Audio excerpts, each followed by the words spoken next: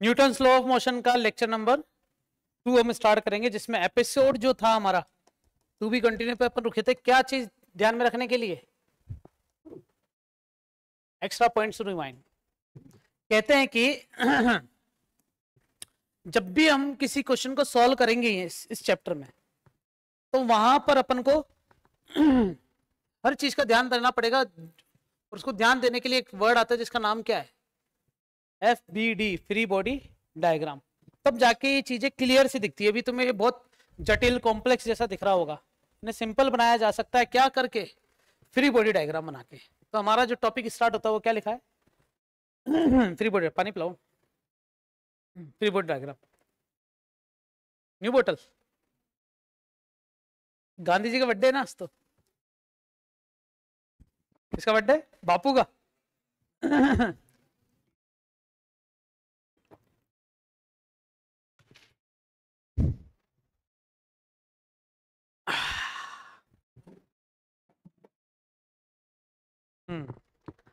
तो free body diagram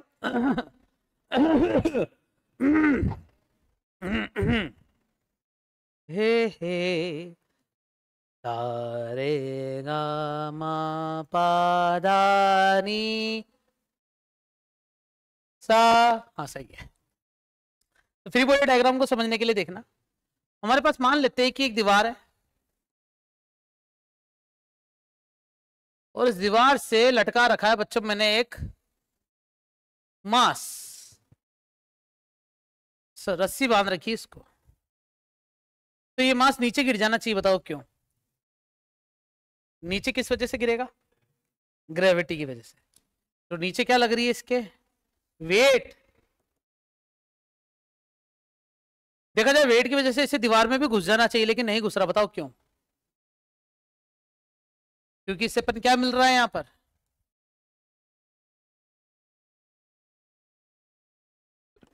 normal reaction force. लेकिन ये नीचे गिर भी नहीं रहा क्योंकि रस्सी से बांधा हुआ है। इससे अपन क्या बोलते हैं? Tension force. ठीक है।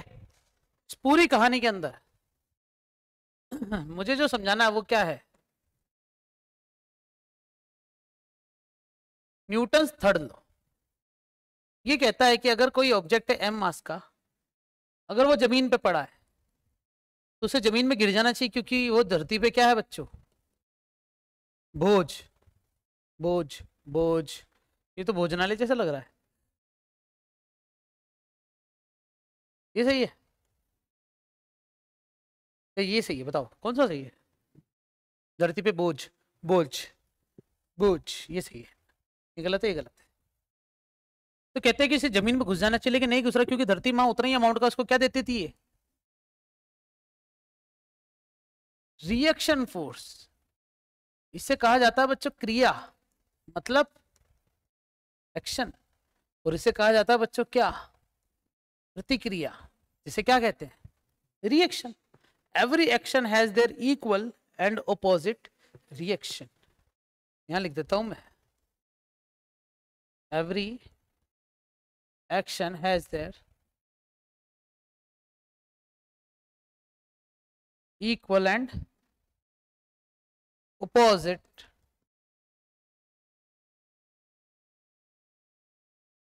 reaction.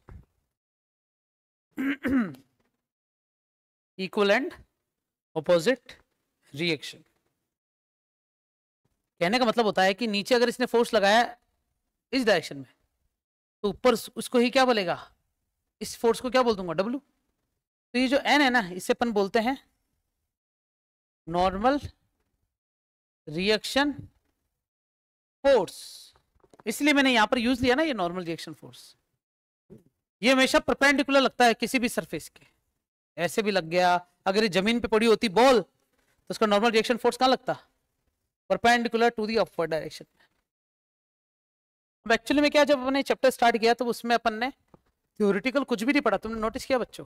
हमने एनएलएम में मोशन देखा, मोशन में भी 3 टाइप देखे, तीनों टाइप के अंदर भी अपने ट्रांसलेटरी और कर्वीलिनियर मोशन देखा। फिर मैंने मास इनर्शिया के बारे में बता दिया, फिर लॉ ऑफ इनर्शिया पढ़ लिया, फिर न्यूटन्स का सेकंड लॉ अपन ने पढ़ लिया। सेकंड लॉ है ना ये? नहीं, मोमेंटम है। ये क्या है? न्यूटन का सेकंड लॉ। लिखा है क्या यहाँ पर, ये रहा सेकंड लॉ ऑफ न्यूटन, लेकिन मैंने थर्ड लॉ नहीं पढ़ाया, एक्शन रिएक्शन, डायरेक्ट उस पर चर्चा करना चालू कर दिया, इसलिए मैंने एक्शन रिएक्शन के बारे में यहाँ पर चर्चा कर दी है छोटी सी, ठीक है। अब फ्री बॉडी डायग्राम कहता है कि तुम इसके पॉइंट को यहाँ लेके आओ, ऊपर कौन खींच रहा है इसको, टेंशन, नीचे कौन ले जा रहा है इसको, वेट, और बाहर कौन धकेल रहा है इसको, बन गया फ्री बॉडी डायग्राम। समझ गए? फ्री बॉडी डायग्राम होता है पूरी बॉडी में से इंपॉर्टेंट जो काम में होने वाले ही, जो फिजिक्स में यूज होने वाले वही रखो, बाकी सबको गायब कर दो, डायग्रामिकल रिप्रेजेंटेशन कुछ भी नहीं रखेंगे, फ्री बॉडी डायग्राम, बॉडी को बिल्कुल कर दो फ्री। मतलब ये बॉडी अभी भी यही है, ये जो बॉडी है ना एम मास की, यही है वो एम मास की बॉडी, बस थोड़ा छोटा बना दिया ताकि अलग लगे। फिलहाल फ्री बॉडी डायग्राम सीख रहे बच्चों अपन। ये देखो क्या लिखा हुआ एग्जाम्पल, ये मैंने कहां से उठाया एग्जाम्पल पता है बच्चों तुम्हें, मैंने डीसी पांडे से उठाया। कहते इस पूरे सिस्टम का वी ग्रुप के अंदर एक बॉल रखिए जिसका मास होगा, इसका वेट भी होगा, वेट कहाँ लगेगा इसका, इसका मतलब इसके नीचे चला जाना चाहिए, तो नीचे क्यों नहीं जा रहा बताओ, क्योंकि इसको रोका जा रहा है, कहां कहां से, एक यहां से रोका जा रहा है और एक यहां से, तो ये दोनों है क्या, तो ये N1 और N2 है क्या,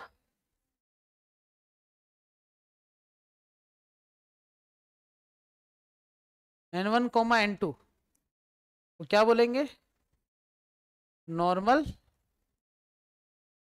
रिएक्शन फोर्स है।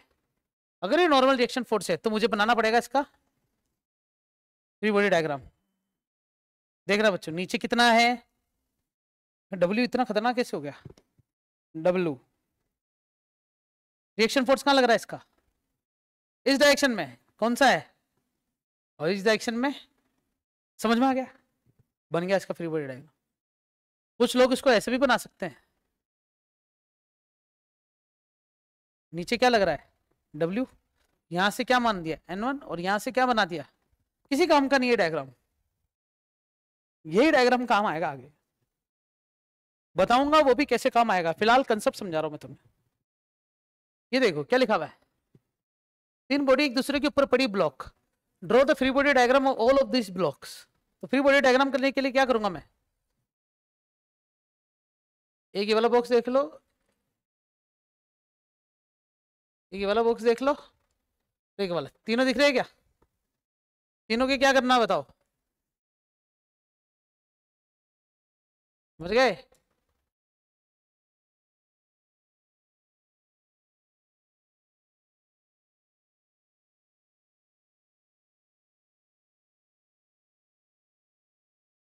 आई होप कि समझ में आ गया हो।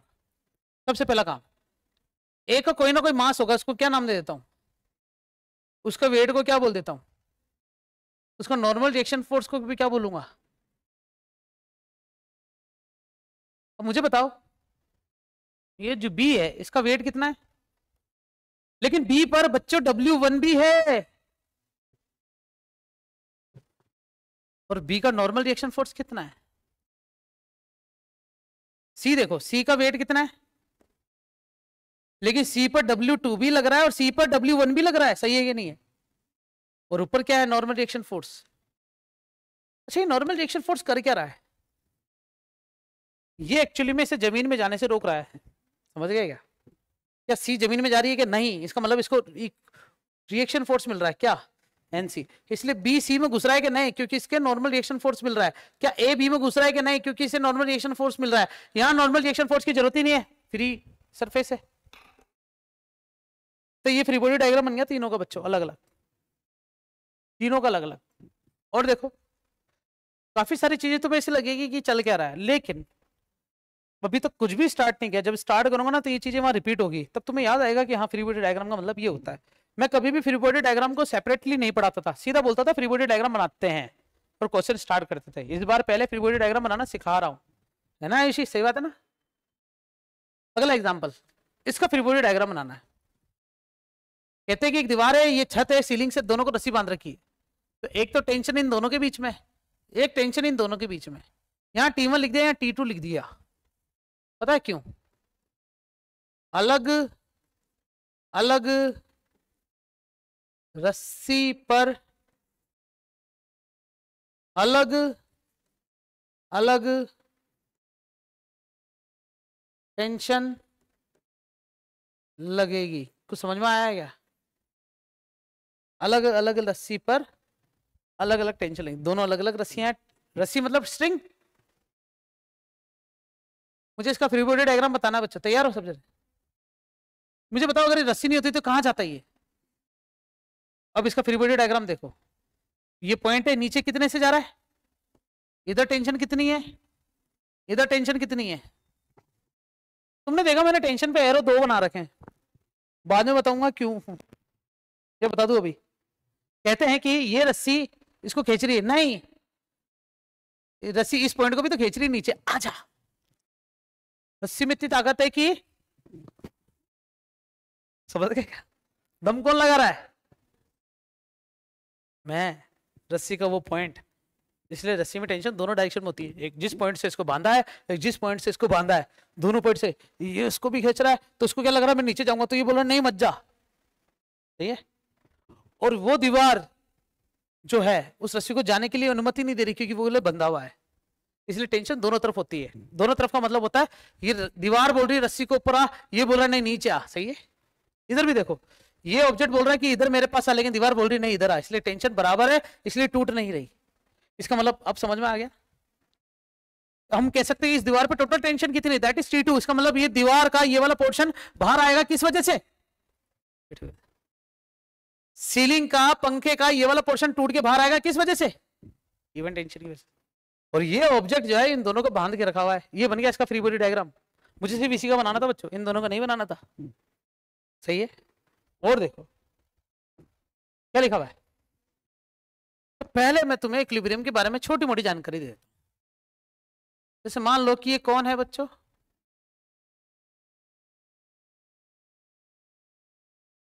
दैट इज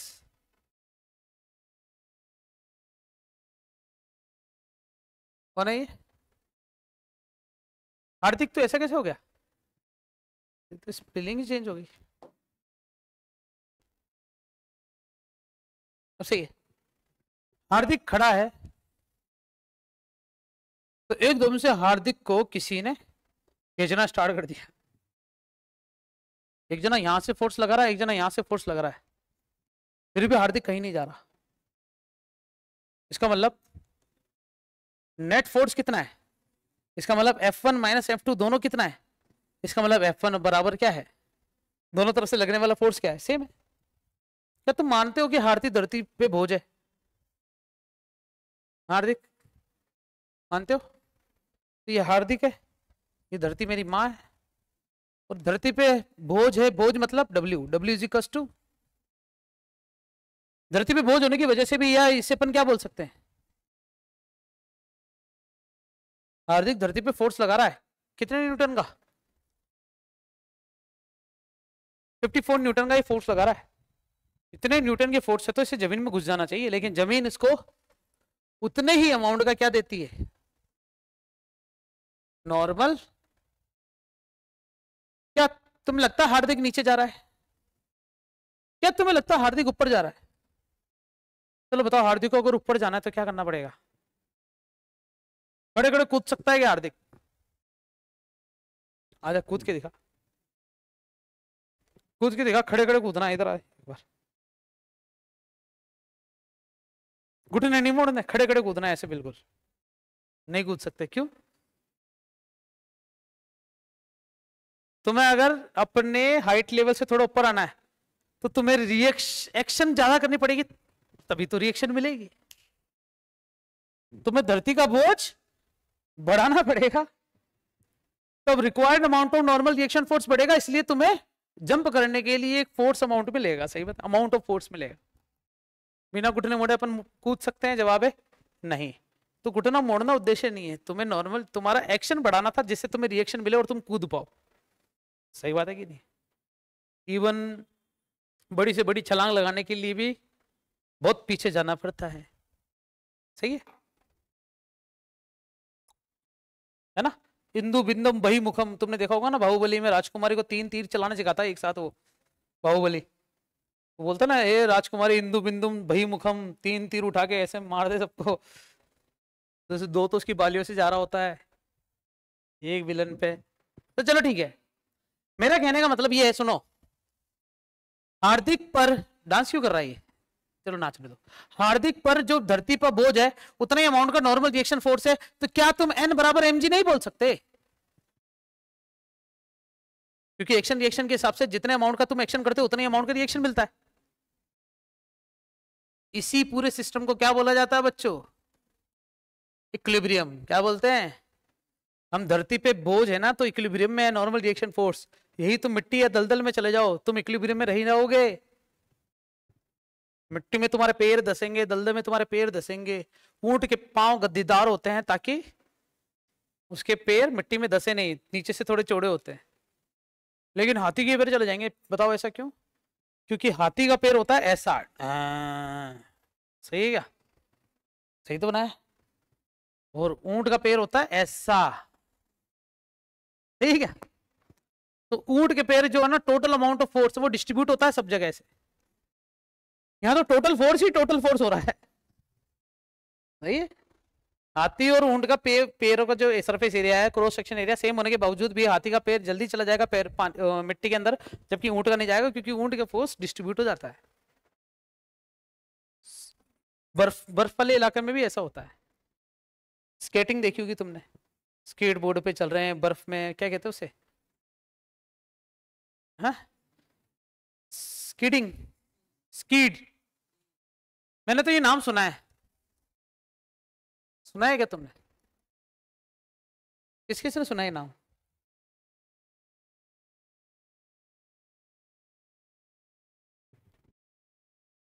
PS3 में गेम है SSX की, है ना? तो उसमें यही स्कीडिंग करते हैं और अलग अलग मोमेंट पर अलग अलग स्टंट करते हैं ना, तो उसमें बोनस मिलता है। तो मुझे बड़ा अच्छा लगता है, मैं आज भी खेलता हूँ ये वाला गेम। अगर कभी मेरे को मौका मिलता है तो मैं सलून पे जाके बैठ जाता हूँ, गेम पार्लर में जाके, और वहाँ छोटे छोटे बच्चे खेल रहे होते हैं, उनके साथ चैलेंज ले लेता हूँ।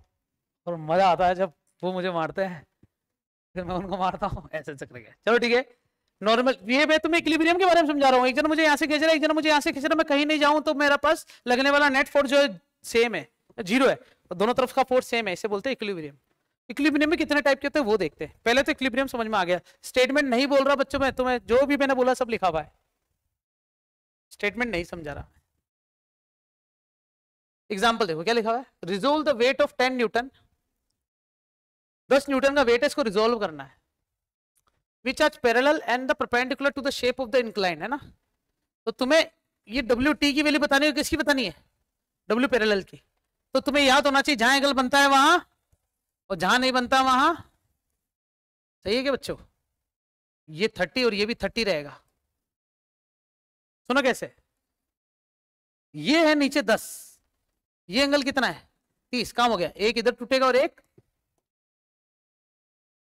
इधर की तरफ और एक इधर की तरफ, तो कितना आ जाएगा? 10, तो cos 30 और 10 sin 30, तो आ गया W परपेंडिकुलर, तो कितना हो गया? 10 cos 30 की वैल्यू 1/2, W पैरेलल कितना है? 10 sin 30, cos 30 की वैल्यू √3/2 होता है शायद, 5√3, और ये कितना आ गया? 5, कम हो गया बच्चा, चलेगा? इसके कंपोनेंट ये F है, जहां एंगल बनता है वहां, जहां नहीं बनता वहां। तो पता है मैं इसको क्या क्या लिख सकता हूं? अगर F हॉरिजॉन्टल होगा तो क्या आ रहा है, और F वर्टिकल है तो इसकी वैल्यू क्या रही है? इसका मतलब F√5, और इसमें भी तुम्हें F की वैल्यू भी दे रखी होगी क्वेश्चन में, कितनी है? तो 8/√2, और इधर भी। एक सवाल पूछो बच्चों, मैंने क्वेश्चन है ना डायरेक्ट डायग्राम देख के कंपोनेंट कर दी, मैंने क्वेश्चन ही नहीं पढ़ा। तुमने क्वेश्चन रीड करने की कोशिश करी थी या तुम भी मेरे साथ ही थे? तुम क्वेश्चन पढ़ रहे थे तब तक मैं सब चीजें कर चुका था, है ना? तो मुझे क्वेश्चन रीड करना चाहिए था ना तुम्हारे लिए कायदे से। तो अगली बार ध्यान रखूंगा, सॉरी। मैंने डायरेक्ट ही कंपोनेंट कर दिए, मैंने नोटिस ही नहीं करा कि क्वेश्चन रीड करना चाहिए, लेकिन मैंने डायग्राम देखते ही पता लगा दिया, क्योंकि टॉपिक वर्टिकल कंपोनेंट और हॉरिजॉन्टल कंपोनेंट का चल रहा है ना, तो डायरेक्ट मैंने कंपोनेंट ही कर दिए। नेक्स्ट टाइम ध्यान रखेंगे। तुम्हें पता है 8 को क्या लिख सकते हैं? 2 × 2 × 2 बटे √2, एक √2 से एक √2 कट जाएगा, क्या बचेगा 4√2, और इधर भी क्या बच रहा है। तुम पता है ये जो नेट फोर्स होता है ना, इसे ऐसा भी लिख सकते हो, हॉरिजॉन्टल आई के प्लस वर्टिकल जे के। हॉरिजॉन्टल की वैल्यू 4√2 आई के प्लस 4√2 जे के। और देखो अगर तुम इसका मैग्नीट्यूड निकालना चाहो, ये तो वेक्टर है, क्या आएगा, इसका स्क्वायर प्लस इसका स्क्वायर का रूट आता है। 4√2 का स्क्वायर कितना जाएगा, 16 × 2 32, 32 प्लस 32 आंसर कितना है 64 का रूट कितना आना चाहिए, घूम फिर के वहीं आ गए। अच्छा है, क्या सीख रहे हैं अपन बच्चों बताओ। हम सीख रहे हैं इक्विलिब्रियम। क्या सीख रहे हैं, इक्विलिब्रियम। इस इक्विलिब्रियम में भी घुसने से पहले मैं तुम्हें कंपोनेंट सिखा रहा हूँ, और कंपोनेंट सिखा रहा हूँ इसका मतलब इक्विलिब्रियम में काम आएंगे कहीं ना कहीं। ये क्वेश्चन मुझे अच्छा लगता है। A body supported on the rough plane inclined at 30 degree, ठीक है 30 डिग्री पे इंक्लाइंड है, तो horizontal by the string attached to the body and held at angle 30 degree to plane. मतलब इसको पकड़ के रख रखा है टी टेंशन से एंगल 30 पे। Draw the diagram showing the force acting on it, resolve each other horizontal and vertically. Ready. तो सबसे पहला काम, इसमें दो क्वेश्चन होंगे, ए और एक B. Parallel perpendicular to the plane, parallel perpendicular to the plane भी बोला है, ठीक है। तो मैं इसका फ्री बॉडी डायग्राम बना रहा हूं, रेडी, ध्यान से देखना। ये जो ऑब्जेक्ट है इसका वेट कहां लग रहा है, टेंशन टी इधर जा रही है, एंगल कितना है, तो जहां एंगल बनता है वहां, और जहां नहीं बनता वहां, मुझे और सही से बनाना पड़ेगा इसको।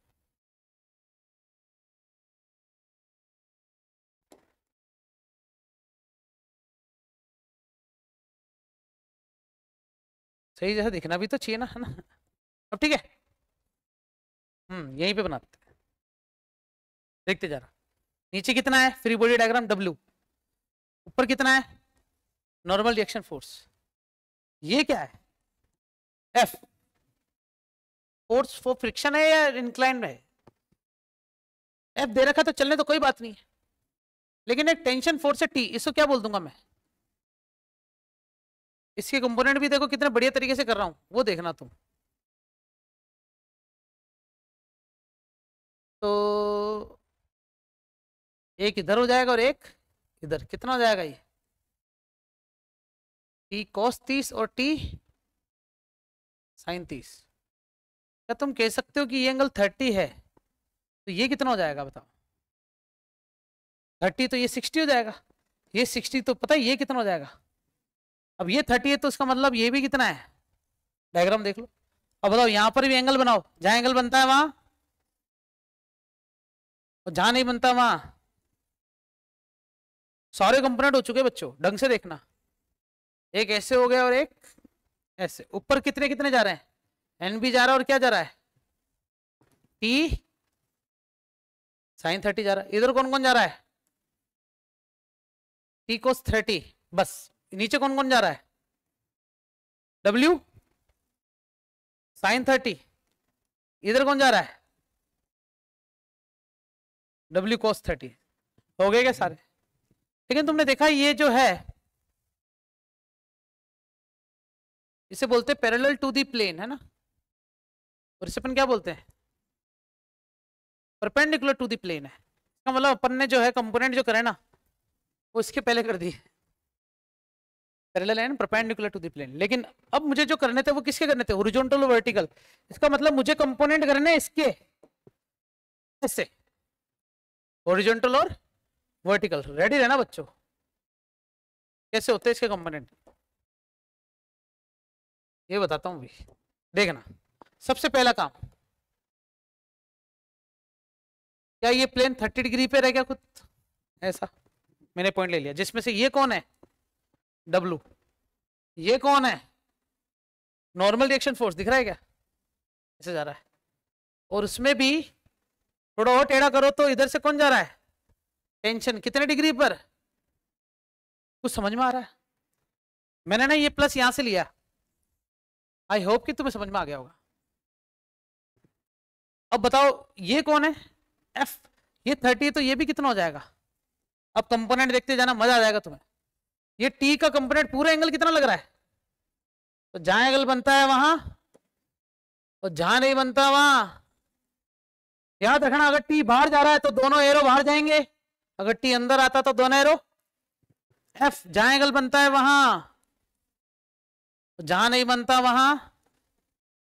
अच्छा सुनो, ये 60 तो ये कितना है, 30 लग रहा है, और ये 30 है तो ये कितना है।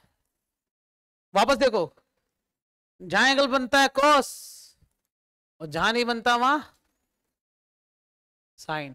कंपोनेंट हो गए सारे, गुड़ गोबर से लग रहा होगा, लेकिन अब देखो सिंपल बनाता हूं वापस। फ्री बॉडी डायग्राम का भी फ्री बॉडी डायग्राम होता है बच्चों, पता है तुम्हें। फ्री बॉडी डायग्राम में कंपोनेंट करने के बाद और डायग्राम बनेगा।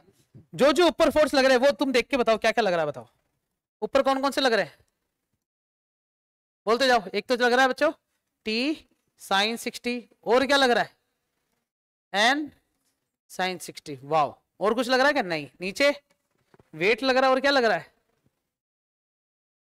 इधर क्या लग रहा है टी cos 60, और कुछ लग रहा है क्या, और इधर एफ साइन 60 या cos, हाँ cos 30, और क्या लग रहा है एन cos 60। चलेगा क्या, हो गया जो पूछा था। ये वाला उसका है, वो वाला इसका है। मैंने इस बार प्लस, तुम्हें कैसा कौन सा अच्छा लग रहा है, ये वाला ज्यादा अच्छा लग रहा है या ये वाला ज्यादा अच्छा लग रहा है। मुझे ये अच्छे लगते हैं, बताओ क्यों। क्योंकि इसमें कंपोनेंट एक का ही करना पड़ा, दिख रहा है क्या, दो के करने पड़े है ना ज्यादा, जिसमें ज्यादा कुछ अच्छा मतलब कॉम्प्लेक्सिटी नहीं दिख रही है, लेकिन इसमें कॉम्प्लेक्सिटी तुम्हें ज्यादा दिख रही होगी। लेकिन दोनों करने के भी क्वेश्चन आ सकते हैं एट अ टाइम। हम क्या सीख रहे हैं बताओ, हम सीख रहे हैं इक्विलिब्रियम के अंदर, इक्विलिब्रियम नहीं पढ़ा रहा अभी भी, कंपोनेंट करना सीख रहे हैं, रिजोल्यूशन ऑफ फोर्स। वाओ, क्या लिखा हुआ है, कोप्लेनर फोर्स इन इक्विलिब्रियम। तो कोप्लेनर फोर्स इक्विलिब्रियम होते पता कैसे चलता देखते हैं। हमने अभी अभी एक महारत हासिल कर ली बच्चों,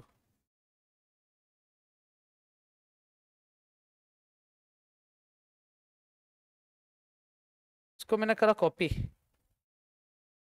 मैंने यहां पर पेश कर दिया।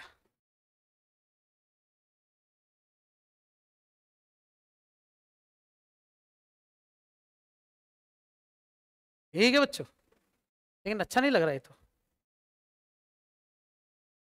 यहीं से देख लेते हैं। हमने देखा बहुत सारे फोर्स, इधर क्या जा रहा था मान लेते हैं, देख के लिखो, टी साइन 60 और एन साइन 60, टी साइन 60 और एन साइन 60। इधर क्या लग रहा है एफ cos 30 और टी cos 60, देख लेना, एफ cos 30 टी cos 60। इधर क्या है टी cos 60 ओनली, और नीचे क्या क्या है डब्ल्यू भी है, और एफ cos इधर आ गया तो नीचे एफ साइन आया होगा। हो गया, कहां पर है ये वाला, ठीक है। अब देखो बच्चों, सिग्मा एफ एक्स 0 होगा, इसका मतलब होता है लेफ्ट साइड में लगने वाले फोर्स किसके बराबर होंगे, कौन सी डायरेक्शन की बात कर रहा हूं बच्चों में, तभी तो ये इक्विलिब्रियम में कहलाएगा। बताओ कौन किसके बराबर हो जाएगा, F cos 30 plus N cos 60 बराबर आना चाहिए किसके, टी cos 60। इसे अपन बोलते हैं एफ एक्स लेफ्ट वाला बराबर किसके, एफ एक्स किसके, राइट वाले के। इधर आओ, इसमें कौन सी डायरेक्शन की बात कर रहा हूं, वाई डायरेक्शन, मतलब वाई डायरेक्शन में लगने वाले सभी फोर्स क्या होने चाहिए, या फिर बोल सकते हैं कि अपन एफ वाई का ऊपर लगने वाला जो फोर्स होगा वो किसके बराबर होना चाहिए, नीचे लगने वाले फोर्स के। ऊपर कौन कौन से लगने हैं, T sine 60 plus N sine 60 किसके बराबर आ जाएगा, डब्ल्यू प्लस एफ साइन 30। कुछ समझ में आया, मैं जबरदस्ती इनको बड़ा लिख रहा हूँ, मैं चाहता तो साइन 60 और साइन 30 की वैल्यू रख सकता था, चीजें सिंपल होती है, लेकिन नहीं, चलने दो, कॉम्प्लेक्सिटी होनी चाहिए। एक्चुअली में इक्विलिब्रियम ये हुआ, पहले मैंने तुम्हें कंपोनेंट सिखाया, फिर इक्विलिब्रियम के बारे में असलियत बता दी। ऊपर वाला फोर्स नीचे वाले के बराबर होगा, लेफ्ट वाला फोर्स राइट वाले के बराबर हो जाएगा। तो इसमें इक्विलिब्रियम कैसे लगा सकते हैं? देखो, इसमें ये ऊपर वाला नीचे वाले के बराबर मानेंगे और ये लेफ्ट वाला राइट वाले के बराबर मानेंगे। तुम कुछ नहीं सोचोगे इसके बारे में, ये जो है ना, इसको क्या मान लोगे, समझ गए क्या? तुम ऐसा समझ लोगे, लेकिन नहीं, वापस टेढ़ा ही रहने दो उसको। अगली हेडिंग क्या लिखा हुआ है? Equilibrium of concurrent and coplanar force, है ना, जैसा मैंने तुम्हें भी समझाया, उसके कुछ क्वेश्चन देखेंगे बच्चों अपन। पढ़ो बच्चों, दिख रहा है क्या diagram? An object is in equilibrium under 4 कोकरेंट, कोकरेंट मतलब क्या होते हैं?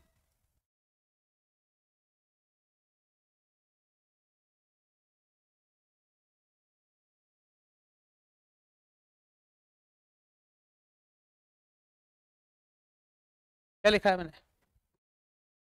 एक ही पॉइंट पर लगने वाले फोर्स को क्या बोलते हैं बच्चों? कोकरेंट फोर्स। 100 रुपीज यहाँ क्या कर रहे हैं? मेरे ही होंगे शायद, मैं खड़ा होता हूँ ना यहाँ पे, तो मेरे ही हो सकते हैं। ठीक है, देखो बच्चों, सबसे पहले करना क्या चाहिए इस टाइप के क्वेश्चन को स्टार्ट करने के लिए? क्या लिखा है? Resolution of force. और फोर्स ही क्या है बच्चों? रिजोल्यूशन कैसे करेंगे? जहां एंगल बनता कोस थीटा, जहां नहीं बनता वहां। मैं कंपोनेंट सिखाता हूं, इसके कंपोनेंट एक इधर होगा और एक ऊपर। ये एंगल कितना है? 30। तो देखना 4 cos 30 और इधर, और टेढ़ा कौन है? ये, इसके भी कंपोनेंट एक इधर होगा और एक इधर होगा, सही है। ये एंगल कितना है? F2 cos 30। जहां एंगल बनता है cos थीटा, जहां नहीं बनता, मुझे लगता है तुम्हें यहां तक तो समझ में आ गया कंपोनेंट के लिए। अब क्या बनाऊंगा? Free body diagram. कैसे बनाते हैं? बनाओ एक क्रॉस। देखो इधर वाले सारे फोर्स लिख दो, कौन कौन है? 8, और कितने? 4 sin 30। ऊपर वाले सारे लिख दो, कितना आ रहा है? F1। और कितना आ रहा है? 4 cos 30। इधर वाले लिख दो, कितना आ रहा है? F2 cos 30। और नीचे वाले कितने हैं? एक ही है, कितना है? F2। हजम हो गई ये बात? अगर ये इक्विलिब्रियम है, साफ साफ लिखा होगा बच्चों, direction show the find the magnitude, equilibrium है। देखो तो इसका मतलब सिग्मा fx 0 होगा। सिग्मा fx 0 का मतलब होता है fx का पूरा लेफ्ट साइड वाला जो फोर्स होगा वो किसके बराबर हो जाएगा? का मतलब F2 cos 30 की वैल्यू पता है क्या तुम्हें बच्चों? √3/2। ये रहा, बराबर 4 sin 30 की वैल्यू 1/2 और 8, कितना आ जाएगा? 2 + 8 कितना आ जाएगा? 10। इधर क्या चल रहा है? √3/2, √3/2, 2 ऊपर जाएगा, कितना जाएगा? 20, √3 नीचे। किसकी वैल्यू आ चुकी है बच्चों? पूछा क्या है? F1 और F2 बताओ। F2 तो निकल गया, अब क्या निकालना है? F1 निकालने के लिए क्या तुम इसको ऐसा बोल सकते हो क्या? क्योंकि जगह ही नहीं बची, तुम इसको इसके बराबर लिखना। क्या ही होमवर्क करवाऊंगा मैं तुमसे, है ना बच्चों, छोटे छोटे तो बच्चे हो तुम। हाँ देखते जाना। क्या इस बार इसमें ऐसे लिखूंगा, सिग्मा Fy बराबर 0, मतलब Fy का ऊपर वाला जो फोर्स होगा वो किसके बराबर होना चाहिए? इसका मतलब F1 + 4 cos 30 किसके बराबर होना चाहिए? F1 + cos 30 की वैल्यू 1/2, नहीं √3/2, और ये 1/2, 2 से 2 कट जाएगा, 2√3। F2 की वैल्यू 20/√3 इंटू 1/2 कट जाएगा। क्या क्या बच रहा है? 10/√3, वहां जाके माइनस कर दो तो F1 कितना आ गया? 10/√3 माइनस का 2√3 न्यूटन। आ गया क्या समझ में? कैसे लग रहे क्वेश्चन ये? माइनस कर देता हूं, हाँ अब पूरा आ गया एक साथ एक ही पेज पे। क्या क्या पढ़ा आज अपन ने बताओ? आज अपने देखा इक्विलिब्रियम के बारे में, इक्विलिब्रियम में भी देखा कंपोनेंट्स कैसे होते हैं, नॉर्मल और न्यूटन्स थर्ड लॉ के बारे में देखा अपन ने, है ना। तो एक क्वेश्चन तुम्हारे लिए होमवर्क हो सकता है बच्चों, चलो ये तो मैं करवाऊंगा, 1 2 4 क्वेश्चन है बच्चों, तो चारों खत्म करके एक खत्म ही करते हैं ना टॉपिक, फिर नया स्टार्ट करेंगे बाद में, है ना। पूरे के अंदर ये मैं तुम्हें समझा देता हूं क्या लिखा है हेडिंग। क्या अपन ने ये वेक्टर्स में पढ़ा था बच्चों? नहीं, जबकि वेक्टर्स में था ये। लामी थ्योरम क्या कहती है सुनना, कि एफ के सामने वाला जो एंगल है वो क्या है, F2 के सामने वाला एंगल कितना है, F3 के सामने वाला एंगल कितना है, उन सबका साइन का डिवाइड कर दो, ये लामीज थ्योरम है। तो काम कैसे करती देखना। ये मेरे पास क्वेश्चन है, one end of the string is 0.5 metre. अच्छा कितने लंबी है, is a fixed point A and the other end is fastened to the small object of weight 80 Newton, 8 Newton, ठीक है। The object is pulled aside by the horizontal force F, F से इसको खींचा until it is 0.3 metre from the vertex। कितने metre हो गया, वो कितना है, इसका मतलब 100% ये 0.4 होगा, बताओ क्यों, पाइथागोरस, लेकिन जरूरत ही नहीं पड़ेगी शायद। Find the magnitude of the tension in the string.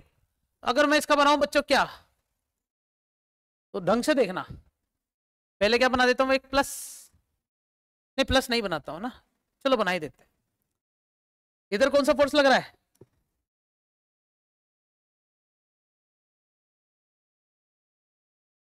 इससे पहले क्या बोल दिया, नीचे कौन है, इधर कौन है, F। तो मानते हो बच्चों ये वाला जो एंगल है, ये 4 साइज है, 3 साइज और ये 5 साइज है, तो इसे अपन बोलते हैं 37 डिग्री और इसे बोलते हैं 53 डिग्री, हाँ या ना। जिसको नहीं पता उसको मैं बता देता हूं, जब भी ऐसा क्वेश्चन आता है ना 5 3 4, तो 3 के सामने वाली साइड होगी 37 डिग्री की, 4 के सामने वाली साइड होगी 53 डिग्री की। मैं इसके बारे में चर्चा बाद में कर दूंगा, फिलहाल मान के चलो। और इसके अंदर भी एक चीज बता देता हूं, साइन 37 का होता है परपेंडिकुलर अपॉन हाइपोटेनियस 3/5 और कॉस 37 होता है 4/5।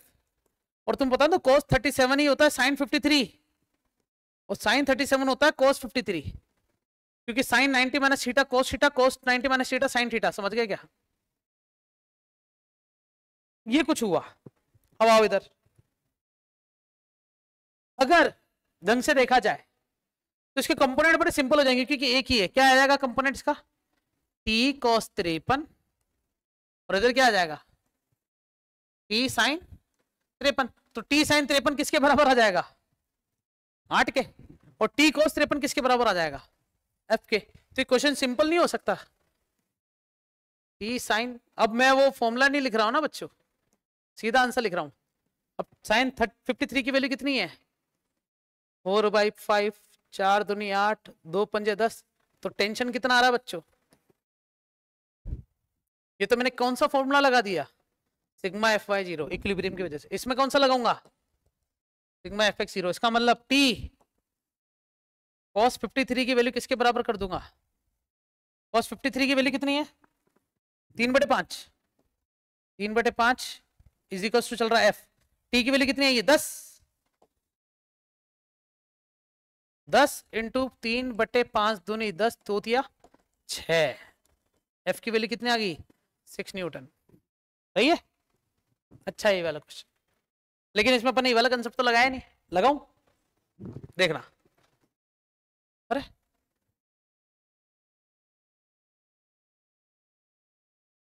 ठीक है, साफ ही करना था मुझे वैसे भी। प्लस बनाया, टेंशन गई, एंगल कितना था 53, बहुत बढ़िया। ये कितना है f, ये कितना है w, बाकी सबको गायब करो, ये गायब हो जाएगा, ये गायब, क्योंकि लामिस कहता है कि केवल 3 ही वेक्टर होना चाहिए है? लामिस कहता है कि केवल कितने फोर्स होने चाहिए 3। मुझे एक एंगल पता है 53, तो तुम्हें पता है ये पूरा एंगल कितना हो जाएगा 90 + 37, ये कितना है, तो बताओ ये कितना हो जाएगा, मानते हो कि नहीं, कुछ तो बोलो। ओके अब ढंग से सुनना, अगर ये t है तो टी के सामने एंगल कितना है 90। एफ के सामने एंगल कितना है 90 प्लस 53। डब्ल्यू के सामने एंगल कितना है 90 प्लस 37। देखते जाना, साइन 90 की value 1, sine 90 plus theta cos theta, पता है क्या? Sine 90 plus theta cos theta. Cos 53 की वैल्यू, कोस 53 की वैल्यू 3/5। कोस 37 की वैल्यू 4/5। तो टी बराबर 5/3 इंटू एफ, 5/4 इंटू डब्ल्यू। सही है क्या? यहां तक समझ में आया? मुझे चाहिए क्या? क्या टी चाहिए, तो टी बराबर हो जाएगा इसके बराबर, तो 5/4 इंटू डब्ल्यू। डब्ल्यू कितना दे रखा है बच्चों, पता है तुम्हें? 8। 4 दूनी 8, 2 पंजे 10। क्या 10 ही आया था टी की वैल्यू? और तुम्हें चाहिए फोर्स, तो 5/3 एफ को किसके बराबर रख दो? टी। टी कितना है 10 आ गया था, तो 5 दूनी 10, 2 3 6। एफ की वैल्यू कितनी आ गई? बताओ, ये ज्यादा अच्छा लगा है या वो कंपोनेंट करना? ये ब्यूटी है लामिस थ्योरम की। लेकिन इसमें तुम्हें ये भी तो आना चाहिए, sine 90 plus theta cos theta होता है। थोड़ी मैथमेटिक्स पता होनी चाहिए, बायोलॉग्स, है ना? तो ये हमारे जो हमारे चीफ गेस्ट लामिस जी तो थे, इन्होंने अपना एक हुनर भी दिखाया हमारे सामने। तो क्या मैं तुम्हारे सामने ये दोनों क्वेश्चन होमवर्क रख सकता हूँ क्या बच्चों? अच्छे लग रहे नहीं लग रहे? ये डीसी पांडे पूरा, एक ये क्वेश्चन है और एक ये क्वेश्चन है। दोनों में लामिस लगाना बच्चों, लामिस से दोनों से करके देखना।